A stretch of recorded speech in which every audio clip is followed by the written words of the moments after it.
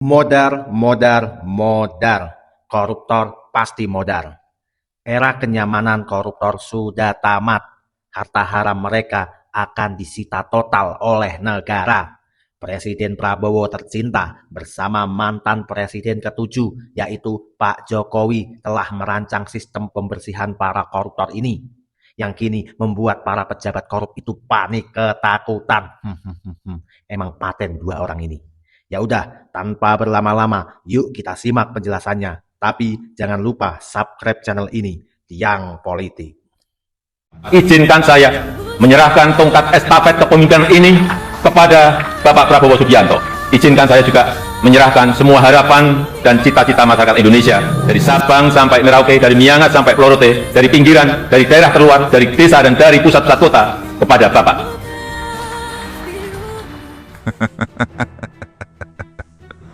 Modar, modar, modar. Bos, era kenyamanan koruptor telah berakhir. Harta haram mereka akan disita total. Mampus lu. Saya akan melawan korupsi dengan sekeras-kerasnya dan dengan segala tenaga dan upaya yang bisa saya kerahkan tanpa pandang bulu. Komitmen dari Bapak Presiden sebagai pucuk pimpinan negara sudah sangat jelas, yaitu mendorong penuh pemberantasan korupsi dan pengesahan RUU perampasan aset. Punya polisi yang hebat, tentara yang hebat. Si koruptor, si maling, si bajingan itu begitu ke pengadilan lolos. Pernah mikir gak, kenapa kita dipaksa taat bayar pajak, disuruh hemat belanja, tapi harga beras tetap mahal dan cari kerja susahnya setengah mati? Jawabannya simpel, karena uang kita dipakai buat bayar kemewahan oknum pejabat korup 7 turunan. Tapi sekarang ada kabar yang bikin elit politik panik massal. Katanya, lewat sistem digital baru dan RUU perampasan aset, pemerintah bakal miskinin koruptor sampai gak punya apa-apa lagi. Pertanyaannya, kalian percaya gak hukum kita berani setegas itu? Atau ini cuma drama politik baru biar kita tenang? Coba tulis di komentar sebelum kita bongkar buktinya. Tapi ingat, sistem secanggih apapun dan pemerintah setegas apapun akan mandul kalau kita sebagai pemilik sah negara ini malah diam dan cuek. Para mafia anggaran dan pejabat korup di luar sana sengaja bikin kita diadu domba di media sosial, biar kita lupa kalau mereka lagi nilep uang subsidi kita. Hari ini, mari kita bersatu dan tunjukkan kekuatan gerakan rakyat kecil. Kita kawal penuh pengesahan RUU perampasan aset ini sampai titik darah penghabisan. Detik ini juga, silakan klik tombol like, subscribe, dan share video ini ke seluruh grup WhatsApp keluarga dan teman kalian. Jangan biarkan video ini berhenti di kamu, karena satu share dari kamu adalah satu pukulan telak buat para koruptor. Dan sebelum kita bedah gimana cara kerja sistem digital baru yang bikin para elit panik massal, saya pengen tahu seberapa luas gerakan kita hari ini. Tulis di kolom komentar, dari mana asal daerah kalian. Mari kita absen dan tunjukkan kalau rakyat dari Sabang sampai Merauke berdiri kompak melawan penindasan para benalu negara. Sudah absen? Oke, sekarang mari kita bongkar babak pertamanya. Selama puluhan tahun, Republik ini seolah menjadi rumah besar yang pintunya terbuka lebar bagi para pencuri anggaran. Sementara pemilik rumahnya, yaitu kita sebagai rakyat kecil, dipaksa tidur di lantai beralaskan tikar robek. Kita sering mengeluh kenapa jalanan di desa rusak, jembatan sekolah mau roboh, atau harga kebutuhan pokok terus melambung tinggi. Jawabannya bukan karena negara kita miskin, melainkan karena anggaran yang harusnya mengalir ke dompet dan fasilitas publik milik rakyat, sengaja diuapkan di tengah jalan oleh segelintir oknum elit serakah berdasi. Mengapa praktik kotor ini bisa bertahan begitu lama dan subur? Jawabannya ada pada sistem manual lama yang sangat ramah bagi para mafia anggaran. Dalam dunia birokrasi konvensional, semuanya serba menggunakan tumpukan berkas fisik dan kertas yang tebal.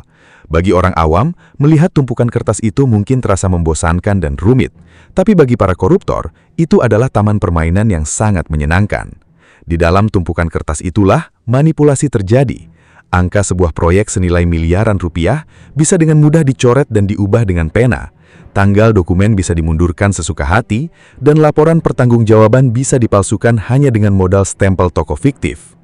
Hebatnya lagi, dalam sistem manual, penentuan pemenang proyek pembangunan seringkali dilakukan lewat jalur penunjukan langsung atau kong-kali-kong di bawah meja. Sebuah perusahaan cangkang yang baru didirikan 2 minggu sebelum lelang dimulai, tiba-tiba bisa memenangkan proyek jembatan ratusan miliar rupiah hanya karena pemiliknya adalah kerabat dekat sang pejabat. Disinilah letak harga dari sebuah tanda tangan manual. Tidak heran jika nilai sebuah proyek seringkali disunat sampai 30% hanya untuk membayar pajak tidak resmi, alias uang pelicin agar berkas administrasi bisa lolos dengan lancar dari satu meja pejabat ke meja pejabat lainnya. Korupsi sistemik seperti ini tidak pernah lahir di ruang yang terang benderang. Ia selalu membutuhkan kegelapan, ketidakpastian prosedur, dan interaksi tatap muka yang penuh dengan kesepakatan rahasia di lobi Hotel 5 Lintang. Selama sistem pengawasan birokrasi kita masih bergantung pada kejujuran manusia di balik meja, selama itu pula transparansi hanyalah menjadi slogan palsu di brosur kementerian. Dampak dari kebocoran anggaran yang masif ini sangat nyata dan instan dalam kehidupan sehari-hari kita. Ketika triliunan rupiah lenyap dalam proyek fiktif atau pengadaan barang yang harganya digelembungkan, dampaknya bukanlah sekedar angka statistik di laporan keuangan, melainkan hilangnya hak subsidi pupuk bagi jutaan petani di pedesaan, minimnya fasilitas perawatan medis bagi nelayan di pesisir, dan tingginya biaya pendidikan bagi anak-anak kita. Oleh karena itu, kita harus sadar bahwa kemiskinan struktural yang dialami oleh masyarakat kecil selama ini bukanlah sebuah takdir, melainkan akibat dari sistem manual yang sengaja dirawat demi menjaga kenyamanan para benalu negara. Koruptor itu nggak bakal kapok kalau cuma dikasih baju oren dan dikurung cuma beberapa tahun. Mereka baru nangis darah kalau seluruh hartanya disita. Teman-teman, penjara itu cuma tempat liburan sementara buat koruptor. Cara paling ampuh bikin mereka kapok yaitu cuma satu, bikin mereka miskin semiskin-miskinnya. Setuju? Yuk kita simak lagi. Melihat hancurnya tatanan akibat sistem manual yang korup, fondasi dasar birokrasi kita akhirnya mulai dirombak secara radikal melalui cetak biru penutupan jalur tikus, yaitu digitalisasi total. Mengapa digitalisasi ini menjadi hal yang paling krusial dan paling ditakuti oleh para mafia anggaran? Jawabannya sederhana. Karena mesin tidak memiliki kerabat, tidak punya beban budi, tidak butuh uang pelicin untuk menyetujui sebuah proyek, dan yang paling penting, mesin tidak bisa diajak minum kopi di lobi Hotel Bintang 5 demi meloloskan anggaran siluman. Ketika sistem pengadaan barang diubah menjadi elektronik atau e-katalog, dan seluruh pengawasan diintegrasikan ke dalam sistem satu data, ruang gerak para maklar jabatan dan calo anggaran otomatis menyempit hingga terkunci mati. Ini bukan sekadar tentang membangun infrastruktur fisik, melainkan membangun jalan tol regulasi yang memotong kompas rantai birokrasi korup yang biasanya dihuni oleh benalu-benalu berdasi. Namun, kita semua harus paham bahwa sistem secanggih apapun akan menjadi mandul jika tidak dieksekusi oleh figur kepemimpinan yang memiliki otoritas kuat tanpa beban masa lalu atau utang politik kepada para oligarki hitam.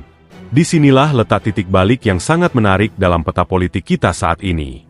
Fondasi transparansi dan digitalisasi yang sudah tertata rapi kini beralih ke tangan kepemimpinan yang berkarakter tegas, disiplin, dan memiliki latar belakang komando yang kuat. Begitu tongkat estafet eksekusi hukum dipegang oleh figur yang tidak bisa disetir oleh kepentingan faksi-faksi pencari rente, konstelasi politik nasional langsung berubah total. Para pemain lama yang biasanya tertawa lepas pasca pemilu karena merasa bisa menukar saham politik dengan konsesi proyek, tiba-tiba mendapati pintu negosiasi bawah meja telah digembok rapat dari dalam. Kepanikan massal di kalangan elit ini bukanlah tanpa alasan objektif. Saat pasokan aliran dana dari APBN maupun APBD mulai disaring ketat secara elektronik dan penegakan hukum tidak lagi pandang bulu terhadap warna bendera partai, struktur penopang kemewahan para koruptor runtuh seketika. Pergeseran paradigma inilah yang sedang terjadi di depan mata kita. Struktur pemerintahan masa depan tidak lagi melihat birokrasi sebagai tempat pembagian kekuasaan atau jatah proyek pembangunan. Birokrasi dipaksa bertransformasi menjadi mesin pelayanan publik yang efisien, dingin, kalkulatif, dan tanpa kompromi. Dengan menutup setiap lubang mikro melalui arsitektur teknologi yang kokoh, sistem sedang memastikan bahwa siapapun yang berniat melakukan tindakan koruptif akan langsung tertangkap oleh sistem bahkan sebelum mereka sempat menikmati hasil kejahatannya. Lebih jauh lagi, lompatan teknologi ini membawa perspektif teknokratis baru yang melibatkan adopsi kecerdasan buatan atau AI untuk melakukan pemindaian mandiri terhadap jutaan transaksi setiap detiknya.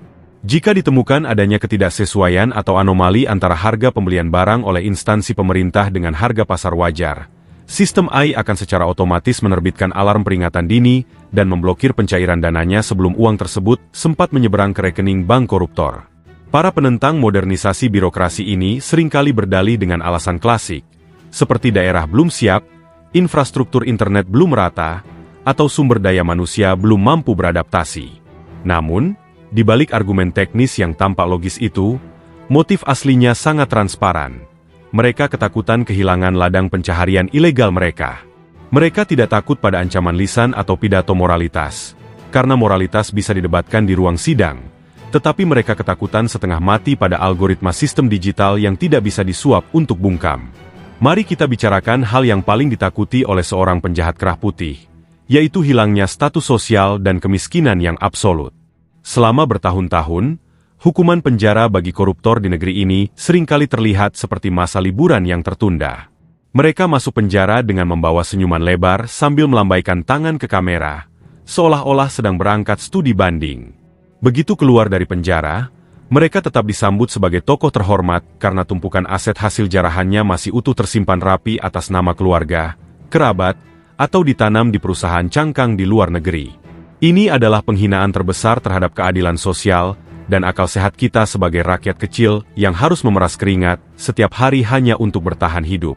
Oleh karena itu, mengubah arah kompas penegakan hukum dari sekadar menghukum badan menjadi merampas seluruh harta hasil kejahatan adalah satu-satunya cara untuk meruntuhkan motivasi dasar dari korupsi. Keberadaan regulasi yang fokus pada perampasan aset tanpa harus menunggu proses peradilan pidana yang berlarut-larut adalah momok yang sesungguhnya bagi para mafia anggaran. Inilah alasan mengapa pembahasan mengenai aturan perampasan aset ini selalu menemui jalan buntu dan perdebatan yang sangat sengit di tingkat legislatif. Jawabannya sederhana saja. Tidak ada satupun kelompok penikmat aliran dana gelap yang mau menyerahkan leher finansialnya sendiri ke tiang gantungan keuangan. Mereka tahu betul, begitu instrumen hukum ini disahkan dan dijalankan dengan tegas oleh pemerintah, seluruh imperium bisnis dan kemewahan yang mereka bangun dari uang haram akan runtuh dalam semalam. Instrumen hukum ini bekerja dengan cara yang sangat mematikan bagi para koruptor, salah satunya melalui konsep pembalikan beban pembuktian. Artinya, terduga koruptor wajib membuktikan dari mana asal-usul kekayaannya secara legal di depan hukum. Jika mereka tidak bisa membuktikannya, maka aset tersebut otomatis disita oleh negara. Tidak ada lagi waktu bagi mereka untuk menyembunyikan uang, karena sistem ini terintegrasi dengan jaringan intelijen finansial global untuk melacak perusahaan cangkang dan rekening lepas pantai.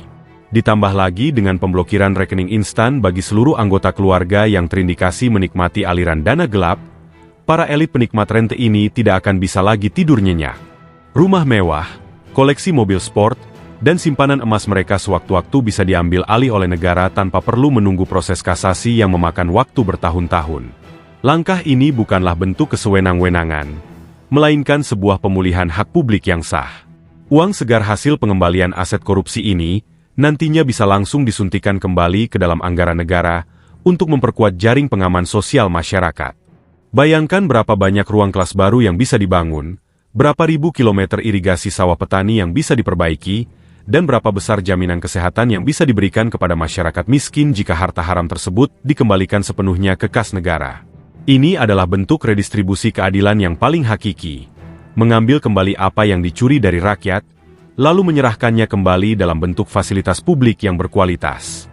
Kita tidak akan pernah bisa membangun negara yang maju jika kebocoran anggaran jauh lebih besar daripada realisasi pembangunannya.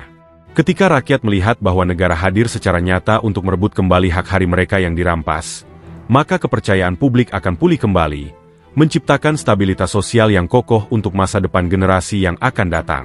Di tengah badai ketidakpastian ekonomi yang menghimpit kehidupan sehari-hari, di saat harga-harga kebutuhan pokok terus melonjak naik dan lapangan pekerjaan semakin sulit dicari, kami sebagai rakyat kecil seringkali merasa lelah dan berjalan dalam kegelapan. Puluhan tahun kami dipaksa menyaksikan kontradiksi yang menyakitkan.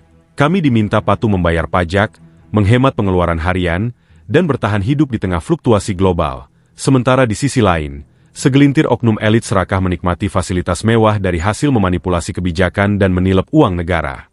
Kebocoran anggaran yang masif telah merampas hak subsidi pupuk para petani di pedesaan, merusak jembatan penyeberangan anak-anak sekolah di pedalaman, dan mematikan fasilitas kesehatan bagi nelayan di pesisir pantai. Namun, di balik rasa lelah dan kekecewaan yang mendalam itu, hari ini kami memilih untuk tidak menyerah pada keputusasaan. Di dalam hati sanubari rakyat kecil, masih ada secercah harapan yang menyala terang. Kami menolak untuk percaya bahwa semua pejabat itu kotor. Kami memilih untuk menaruh kepercayaan yang tulus bahwa di dalam sistem pemerintahan kita saat ini, masih ada pahlawan-pahlawan tanpa tanda jasa, yaitu para pejabat yang bersih, jujur, berintegritas, dan memiliki hati yang murni untuk mengabdi kepada rakyat Indonesia. Harapan terbesar kami sebagai rakyat kecil adalah melihat lahirnya sebuah sejarah baru di mana keadilan finansial benar-benar ditegakkan di bumi Nusantara. Kami sangat mendambakan dan mendukung penuh disahkannya Undang-Undang Perampasan Aset, Non-Conviction Based Asset Forfeiture, serta penerapan pembalikan beban pembuktian sebagai senjata pamungkas untuk memiskinkan para koruptor sampai ke akar-akarnya. Aturan ini bukan sekadar lembaran kertas regulasi bagi kami, melainkan sebuah simbol perlawanan dan harga diri bangsa yang selama ini diinjak-injak oleh para mafia anggaran. Kami ingin melihat sebuah era baru di mana hukum tidak lagi tumpul ke atas dan tajam ke bawah.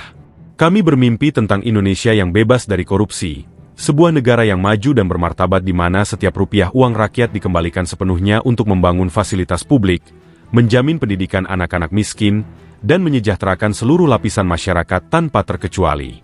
Kami percaya, jika instrumen hukum yang keras dan presisi ini disahkan, motivasi dasar para penjahat kerah putih akan runtuh seketika, karena mereka tahu bahwa kemewahan yang mereka bangun dari uang haram akan disita negara dalam semalam.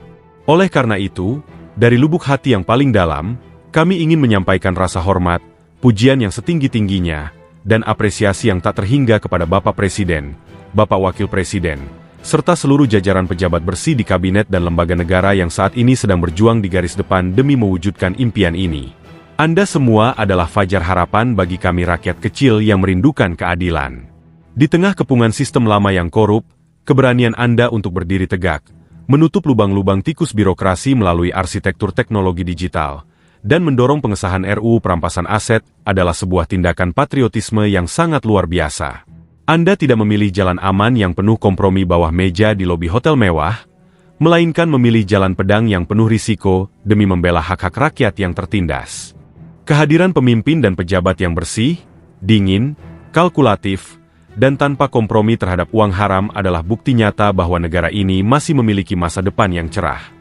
Anda adalah teladan bahwa kekuasaan bukanlah alat untuk memupuk kekayaan pribadi atau membangun dinasti politik, melainkan sebuah amanah suci untuk melayani dan melindungi rakyat di akar rumput. Mengiringi perjuangan yang sangat berat ini, doa-doa tulus dari jutaan rakyat kecil, dari para petani yang mencangkul di sawah, dari para buruh yang memeras keringat di pabrik, hingga dari ibu-ibu rumah tangga yang kesulitan mengatur uang belanja, senantiasa menyertai setiap langkah kaki Anda dan jajaran pejabat bersih. Kami berdoa kepada Tuhan Yang Maha Esa, semoga Anda sekalian, Bapak Presiden, Bapak Wakil Presiden, beserta seluruh keluarga dan jajaran pejabat yang jujur, selalu dianugerahi kesehatan yang prima, kekuatan lahir dan batin yang tak terbatas, serta perlindungan yang maha dahsyat dari segala mara bahaya. Semoga Tuhan memberikan ketajaman berpikir, keteguhan hati, dan keberanian yang berlipat ganda untuk menghadapi segala tekanan. Kami memohon agar Anda semua dijauhkan dari segala fitnah, tipu daya, dan niat jahat dari orang-orang serakah yang ingin merusak negara ini. Semoga setiap usaha baik yang Anda lakukan dicatat sebagai amal ibadah yang mulia, dan semoga kepemimpinan Anda yang bersih mampu membawa kapal besar bernama Indonesia ini keluar dari jebakan negara berpendapatan menengah menuju bangsa yang adil, makmur, berdaulat, dan disegani di mata dunia. Namun, kita semua harus jeli dan sadar sesadar-sadarnya bahwa jalan menuju Indonesia bersih ini akan penuh dengan kerikil tajam dan ombak yang sangat besar. Ketika kenyamanan yang dinikmati selama puluhan tahun oleh jaringan elit lama mulai diganggu oleh kebijakan yang tanpa kompromi ini, reaksi pertama mereka adalah melakukan perlawanan balik yang masif, koruptors fight back. Para koruptor dan mafia anggaran yang panik ketakutan tidak akan tinggal diam menerima nasib. Mereka memiliki tumpukan uang haram yang siap digunakan sebagai senjata untuk mempertahankan kemewahan mereka. Mereka akan menggunakan segala lini yang mereka kuasai untuk menyerang, melemahkan, dan menjatuhkan para pejabat bersih yang ingin RUU Perampasan Aset ini disahkan. Mereka akan menyewa pakar-pakar hukum untuk mengaburkan substansi perkara, memanfaatkan jaringan media massa untuk membangun narasi pelemahan opini, hingga memobilisasi opini publik di media sosial guna menciptakan persepsi bahwa pemerintah sedang melakukan tindakan kriminalisasi atau kesewenang-wenangan politik. Mereka sengaja memproduksi berita bohong dan menyebarkan narasi kebencian artifisial untuk mengadu domba antar kelompok masyarakat dengan satu tujuan licik, memecah belah fokus perhatian kita agar agenda pembersihan birokrasi ini kehilangan dukungan moral dari rakyat. Mengingat besarnya ancaman perlawanan balik tersebut, wahai seluruh elemen bangsa, mari kita sebagai rakyat Indonesia bersatu padu, merapatkan barisan, dan berdiri kokoh di belakang para pejabat bersih kita untuk mengawal terus jalannya reformasi hukum ini sampai RUU perampasan aset resmi disahkan menjadi undang-undang. Kita tidak boleh menjadi penonton yang pasif dan cuek di saat para pemimpin kita sedang bertaruh nyawa melawan para penjahat keuangan negara. Kita harus sadar bahwa pertempuran sejati saat ini bukanlah antara aktor politik A melawan aktor politik B, melainkan antara sistem lama yang korup melawan masa depan Indonesia yang bersih dan transparan. Satu-satunya alasan mengapa para koruptor itu berani selama ini adalah karena mereka mengira rakyat kecil bisa dengan mudah dibohongi dan diadu domba. Hari ini, mari kita patahkan anggapan sombong itu. Kita buktikan bahwa rakyat Indonesia dari Sabang sampai Merauke tidak bisa lagi ditipu oleh narasi-narasi titipan para pembela koruptor. Setiap kali mereka mencoba menyerang pejabat yang bersih dengan fitnah atau memutarbalikkan logika di ruang publik, kita harus hadir sebagai benteng pertahanan digital dan moral yang paling kuat. Kita penuhi ruang-ruang diskusi, media sosial, dan warung-warung kopi dengan suara dukungan yang lantang untuk penyelamatan keuangan negara. Jangan biarkan fokus kita terpecah oleh isu-isu pengalihan yang sengaja mereka ciptakan. Kita harus terus menyuarakan satu tuntutan yang sama, miskinkan koruptor, sita harta haram mereka, dan sahkan RUU perampasan aset sekarang juga. Ketika para koruptor melihat bahwa rakyat kecil di akar rumput berdiri kompak, bersatu, dan memiliki kesadaran hukum yang tajam, maka seluruh benteng pertahanan dan solidaritas semu di antara mereka akan pecah dan runtuh seketika. Ini adalah momentum sejarah kita. Sebuah keharusan struktural jika kita ingin keluar dari lingkaran setan kemiskinan dan korupsi. Bersama pejabat yang bersih dan dengan kekuatan gerakan rakyat yang bersatu, mari kita rebut kembali hak-hak kita yang dirampas. Kita bersihkan birokrasi dari para benalu berdasi, dan kita bangun Indonesia masa depan yang jaya, adil, makmur, dan bersih demi anak cucu kita serta generasi yang akan datang. Oke teman-teman, terima kasih telah menyimak sejauh ini. Bagaimana pendapat teman-teman? Silakan tulis di kolom komentar dengan cara yang bijak. Jangan pernah caci maki, karena kita adalah rakyat kecil. Kita harus bersatu. Jangan mau diadu domba. Teman-teman, sekarang saatnya kita beropini, ngobrol santai sambil minum kopi. Tapi saya belum bikin kopi. Ya nggak apa-apa, yang penting kita berdiskusi. Teman-teman, pernah nggak kepikiran kenapa di negara kita tercinta ini kalau ada orang yang maling ayam terus ketahuan, bonyoknya sampai bonyok beneran, dihajar cepak cepok. Tapi kalau ada maling berdasi yang memiliki ijazah, terus malingnya pakai jas, malingnya banyak sampai miliaran bahkan triliunan, pas ketangkep mereka malah bisa dada-dada sambil senyum di kamera padahal udah pakai baju oranye. Sungguh tak punya malu. Teman-teman, bahkan yang bikin anehnya lagi, ada yang playing victim yang mengatakan mereka dikorbankan, ditumbalkan oleh beberapa pejabat lain. Biarkan kejaksaan, biarkan hakim yang menentukan. Dan anehnya lagi, banyak masyarakat kita yang pro, yang membela para koruptor. Itu sangat mengagumkan teman-teman. Teman-teman, selama ini hukuman buat koruptor itu cuma kayak liburan yang tertunda. Masuk penjara cuma beberapa tahun, pas keluar hartanya masih utuh, rumahnya masih mewah, mobil sportnya masih banyak di garasinya, aset-asetnya, tanahnya masih banyak. Dan yang bikin sakit hati, dia masih punya modal yang dipakai buat kampanye lagi, buat nyalon lagi. Sungguh keterlaluan. Teman-teman, kita yang kerja berangkat pagi pulang malam, sampai kadang masuk angin. Pas kita bayar pajak kita nggak pernah telat, tapi duitnya malah dipakai para oknum pejabat korup itu untuk senang-senang di hotel bintang 5 bersama selingkuhannya. Teman-teman, dalam keyakinan saya dan keyakinan banyak rakyat kecil yang lain, koruptor itu nggak takut kalau cuma di penjara. Mereka nggak bakal kapok. Kenapa? Karena ada oknum-oknum sipir yang bisa disuap. Kamar penjaranya bisa disulap menjadi kamar mewah. Yang mereka takutkan, kalau hartanya disita sampai miskin 7 turunan, nah mereka pasti bakal ketar-ketir. Gini aja teman-teman, para pejabat, para oknum-oknum nakal yang hartanya sampai miliaran, suruh buktiin mereka dapat mobil mewah itu dan rumah miliaran itu dari mana. Kalau nggak bisa buktiin itu uang halal, ya langsung aja diangkut oleh negara, sita. Buat apa? Buat bikin puskesmas, buat benerin sekolah-sekolah yang mau roboh, yang gentengnya bocor. Kan parah banget teman-teman. Ada adik-adik kita yang sekolah di pelosok-pelosok negeri ini. Bayangin, sekolah di sekolahan yang mau roboh, di sekolahan yang bocor. Lagi nulis nih, hujan bocor, kan kasihan. Sedangkan sebenarnya negara kita adalah negara yang kaya. Teman-teman, beberapa hari ini jangan kaget kalau banyak para elit-elit politik yang ketakutan, yang mulai koar-koar di media, bilang kalau pemerintah itu tidak becus dan membuat isu hoak-hoak miring agar rakyat tidak suka sama pemerintah.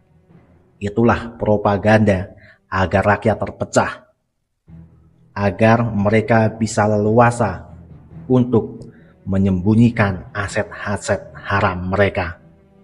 Teman-teman, kita ngobrol santai-santai saja, coba kita renungkan. Andaikan Indonesia tidak ada lagi koruptor, bisa dipastikan Indonesia akan jauh lebih baik, rakyatnya akan sejahtera. Tidak ada lagi adik-adik kita yang harus bertaruh nyawa hanya untuk berangkat sekolah karena jembatannya ambruk.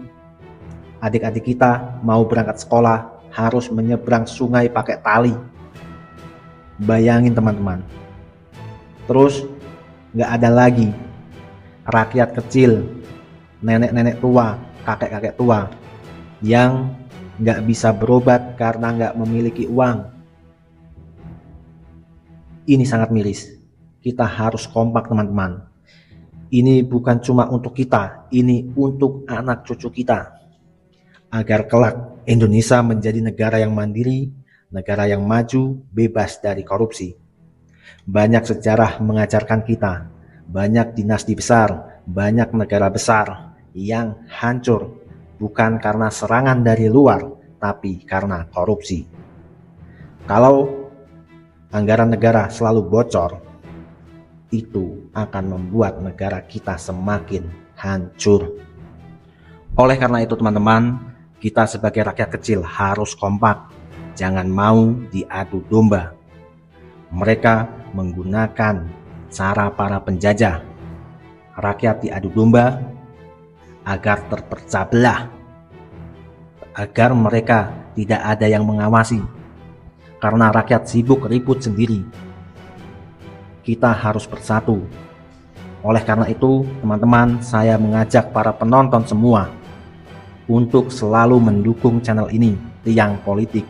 Channel ini saya buat untuk tempat rakyat kecil seperti kita ini bersuara. Warga sipil biasa menjaga warga sipil biasa, warga jaga warga. Oleh karena itu, terus dukung channel ini dengan cara subscribe, lalu like, lalu berkomentar. Berikan komentar terbaik Anda dengan kata-kata yang sopan, dengan kata-kata yang baik, bukan kata-kata yang memicu emosi, bukan teman-teman.